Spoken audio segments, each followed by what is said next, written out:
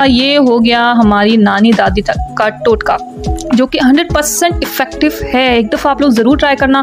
जिनकी खांसी जाती नहीं है, जिनका गले सांस में बहुत ज़्यादा घुटन होती है और गला ख़राब होना, गले में दर्द होना, खांसी स्पेशली नहीं रुक रही, उस तरह वाली खांसी, तो ये आप लोग ज़रूर ट्राई करना। मैं आप लोग के साथ शेयर करती हूँ ये बेहतरीन सी रेमेडी जो कि सालों साल चले आ रही है और हमारी फैमिली में भी यूज़ होती है। स्पेशली खांसी के लिए इसे चाटा बनाया जाता है, कहते हैं चाटा बनाओ खांसी का, ठीक है। सो इसमें यूज़ होता है हनी, अच्छी क्वालिटी का हनी होना चाहिए। मैंने यहाँ पे जो है ना ले लिया, ये बॉटल वाला भी अच्छा है, नॉट बैड।